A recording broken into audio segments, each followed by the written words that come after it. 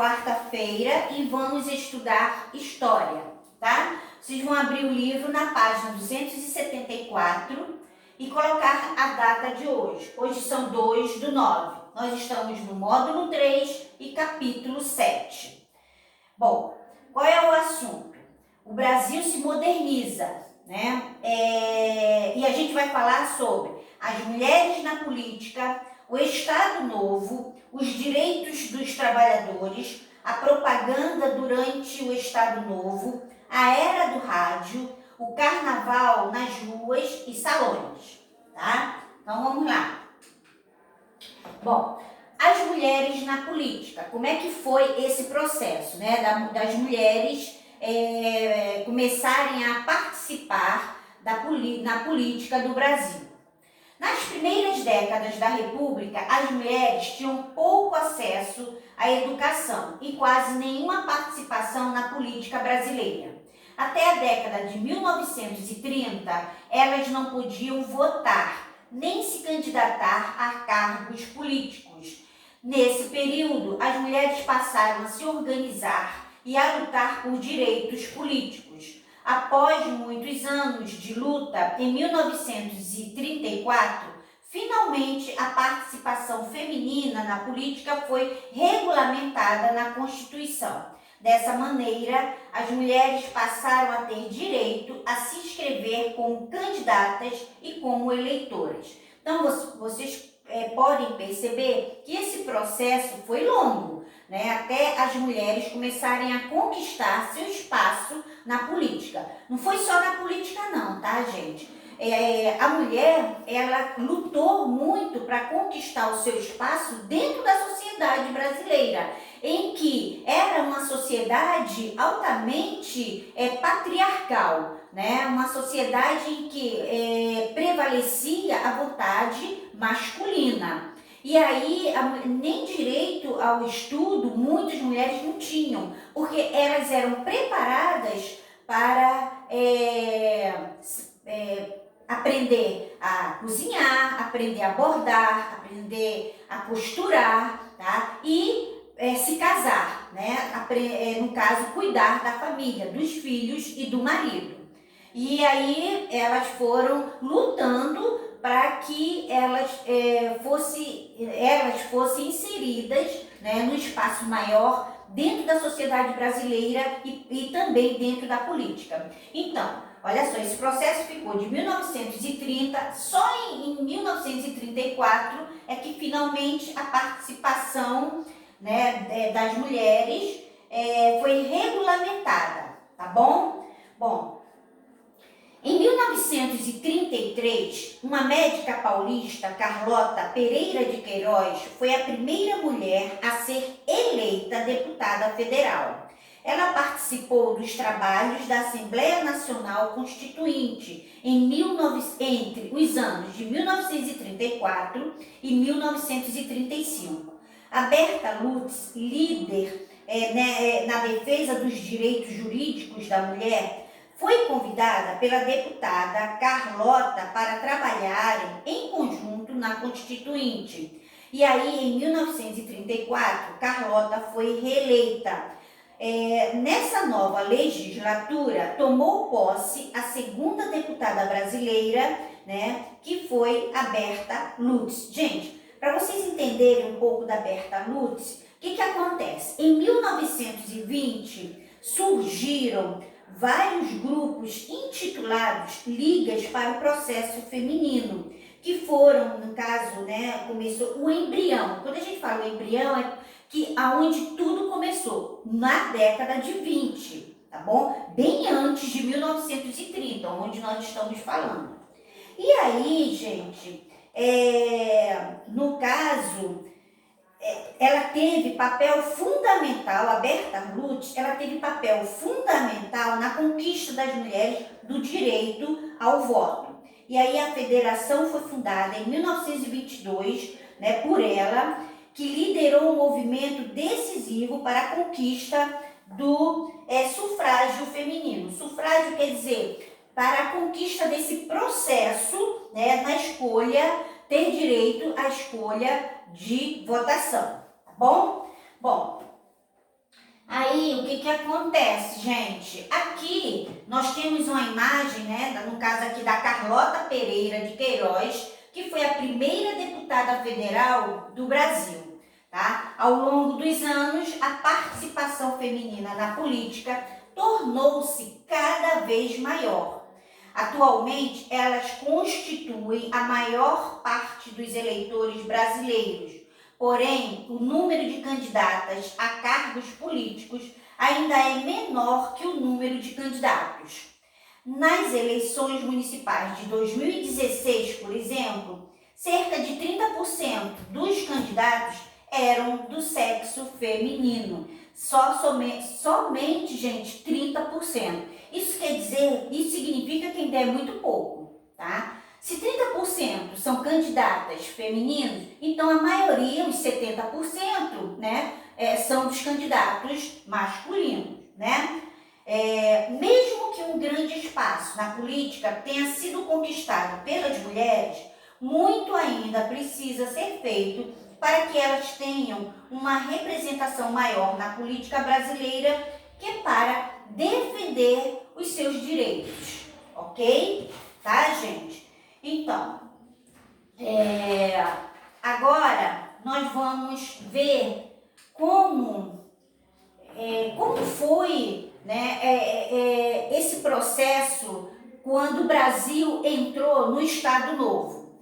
De acordo com a Constituição, a eleição para presidente deveria ser realizada em 1938. No entanto, em novembro de 1937, Getúlio Vargas deu um golpe de Estado e cancelou as eleições democráticas, dando início a uma ditadura. Por isso, gente, que nesse momento o Brasil entra nesse novo processo administrativo, que é chamado Estado Novo. Esse regime político, né, esse aqui é um regime político, ele vigorou até 1945 e ficou conhecido como Estado Novo. Foi um período, vamos dizer assim, escuro, um período ruim, porque foi um período de ditadura, tá? Então aqui, olha, Getúlio Vargas anuncia pela rádio o início do Estado Novo, no dia 10 de novembro de 1937. Esse aqui, no caso, é o Getúlio Vargas, tá? Bom, aí, como foi esse novo regime político, né, do Estado Novo? No Estado Novo, Getúlio Vargas anulou, gente, a Constituição, ele fechou também o Congresso Nacional e acabou com todos os partidos políticos, tá? O presidente passou a adotar medidas autoritárias sem consultar a população. Nesse regime, havia uma forte centralização de poder, ou seja, Getúlio Vargas tomava a maioria das decisões por conta própria e sem consultar outros políticos. Além disso, foi instaurada a censura, impedindo que se fizessem críticas ao governo. Então, o que acontece? Ninguém podia criticar o governo, ninguém podia falar mal, ninguém podia se expressar, porque estava acontecendo no Brasil um regime autoritário, que era a ditadura. Diferente de hoje em dia, que nós vivemos numa democracia. A gente pode criticar alguma coisa que o presidente esteja fazendo, né, de errado. A gente pode se expressar, né, a gente pode falar para, no caso, alertar o que está acontecendo. Nessa época não podia se fazer isso. O que é, gente? Qual é a diferença da democracia para a ditadura?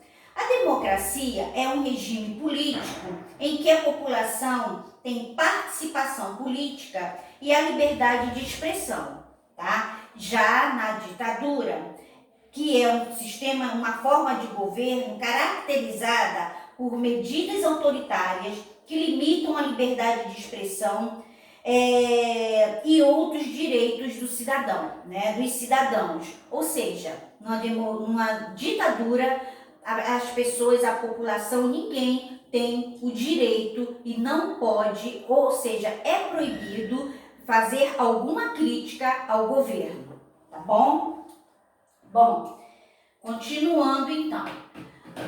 Apesar desse regime político altamente autoritário, o que Getúlio Vargas fez, gente? Ele, para ganhar voto popular, ganhar a confiança da população, ganhar a confiança do povo, principalmente dos trabalhadores, o que ele fez? Ele atendeu algumas reivindicações desses trabalhadores. O que os trabalhadores reivindicavam? Vocês lembram que eles reivindicavam trabalhar 8 horas por dia, eles reivindicavam férias remuneradas, eles reivindicavam folga remunerada também, eles reivindicavam também que crianças até 14 anos não trabalhassem e outras coisas mais. O que Getúlio Vargas fez para ganhar essa confiança dos trabalhadores?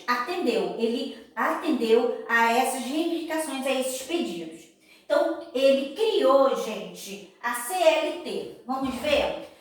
Para garantir, olha só, os direitos dos trabalhadores, para garantir o apoio popular em seu governo, Getúlio Vargas atendeu a várias reivindicações dos trabalhadores e instituiu diversas medidas favoráveis a eles, como, por exemplo, a jornada de 8 horas diárias, férias remuneradas e salário mínimo. Em 1943, esses direitos foram oficializados por meio da consolidação das leis do trabalho, que é a CLT. Essa carteira aqui que todo trabalhador tem que ter, tá? Eu tenho, o pai de vocês tem, então todos nós devemos ter essa carteira aqui, que é ela que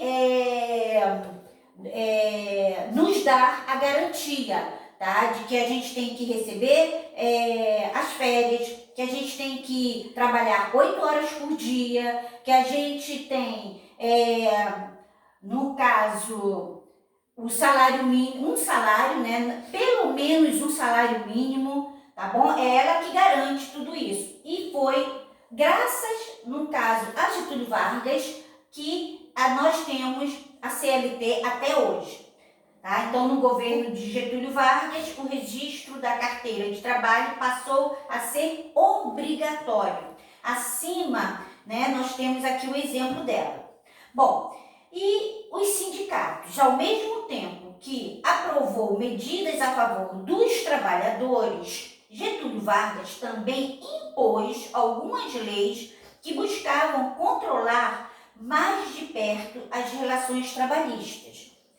Os sindicatos, por exemplo, que eram associações regidas para a defesa dos trabalhadores, passaram a ser obrigatoriamente vinculados ao governo. Ou seja, gente, o que Getúlio Vargas fez? Ele deu com uma mão e ele tomou com outra, porque na verdade foi tudo isso que ele fez para ganhar a popularidade do povo, dos trabalhadores, né? Mas, na verdade, com a sua forma autoritária, ele governava mais para os ricos, tá? E é isso que nós vamos ver agora.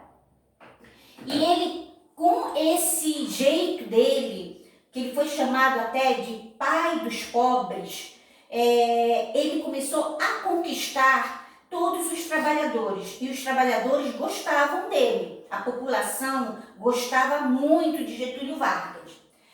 A propaganda durante o Estado Novo. O Estado Novo foi caracterizado pela intensa publicidade a seu favor, no caso, a favor do governo dele. E em 1939, Getúlio Vargas criou o Departamento de Imprensa e Propaganda, que era chamado de DIP, tá? Para desenvolver as propagandas, anúncios e notícias que falassem bem do governo. A instituição era responsável ainda por fiscalizar a mídia para evitar a transmissão de mensagens contrárias ao governo. Então, nessa época ainda, aliás, já existia televisão, mas, gente, só as pessoas ricas, né, que tinham a televisão. a maioria da população começaram a ter acesso ao rádio, tá? Então, todo dia o Getúlio Vargas, o rádio, ele promovia a propaganda a favor do seu governo. Então, aqui aparece, olha só, a imagem de Getúlio Vargas como sendo uma pessoa bem bacana, né? Aqui, olha, com as crianças, no dia 1º de maio, que em homenagem ao Dia do Trabalhador, né? Concentração trabalhista, na esplanada do Castelo, em homenagem ao benemérito, né, de Getúlio Vargas. Então, ele sempre enaltecendo os trabalhadores, ok?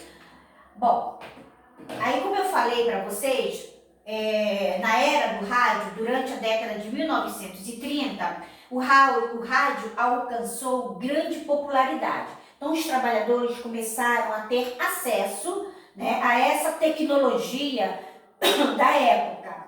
Assim, Getúlio Vargas aproveitou esse recurso como principal canal de comunicação com a população. O que ele fez, gente? Olha só. O programa oficial do governo Getúlio Vargas no rádio chamava-se Hora do Brasil. Esse programa, Hora do Brasil, é hoje a Voz do Brasil, tá? Não sei se vocês conhecem, mas se vocês ligarem o rádio todo dia, a partir de 9 horas da noite, né? Vocês vão, no caso, às 20 horas, vocês vão ouvir a Voz do Brasil. Sendo que no governo de Getúlio Vargas, né, esse programa Hora do Brasil era transmitido diariamente, como hoje também, mas nele eram divulgadas as principais informações sobre as ações do governo e era feita a propaganda política de Getúlio Vargas.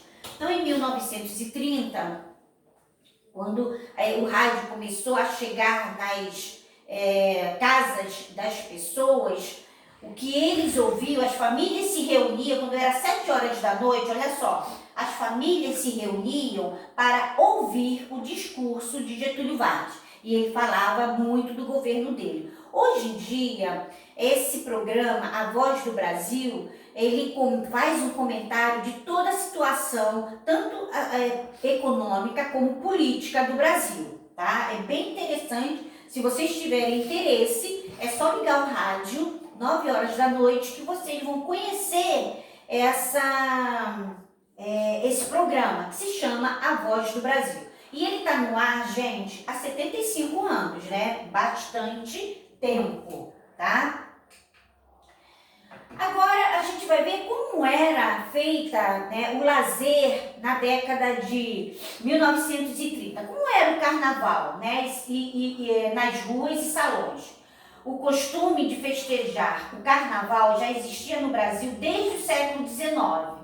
No entanto, foi na década de 1930 que o governo de Getúlio Vargas passou a assumir a organização oficial desse evento popular, exercendo também controle sobre a cultura do país. O que ele fez? Mais uma vez, ele usou, né, da sua inteligência, e ele, sabendo que o carnaval é uma festa popular, né, que todo mundo gosta. E o que ele fez? Ele simplesmente oficializou, né? Ele começou a organizar o carnaval, no caso do Rio de Janeiro, né? E aí, quer dizer, do Rio de Janeiro só não, do Brasil todo.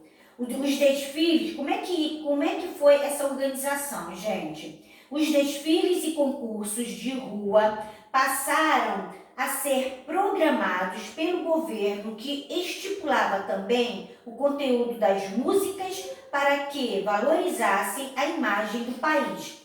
A população mais rica, por outro lado, costumava festejar o carnaval em bailes realizados em clubes e salões particulares.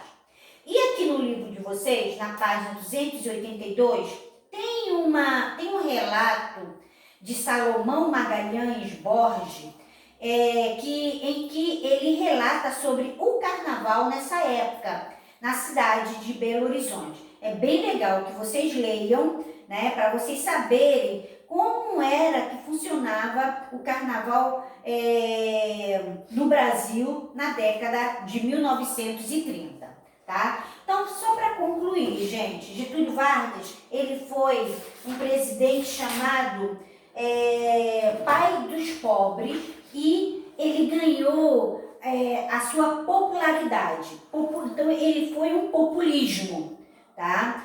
Ele foi um político populista, tá bom? Que nessa época, né, no caso da época de Getúlio Vargas, os políticos populistas eram aqueles que aprovavam medidas para agradar o povo e obter o seu apoio, enquanto atendiam de fato aos interesses dos mais ricos. Como eu falei para vocês, ele conquistou a camada mais pobre, mas na verdade ele governava mais era para os ricos. Como acontece hoje na nossa política, né? Gente, a gente sabe que o governo, eles atendem, o governo, ele atende mais a classe mais alta do que a classe mais pobre, tá bom? Bom, agora vocês vão fazer as atividades. Beijos e até a próxima aula.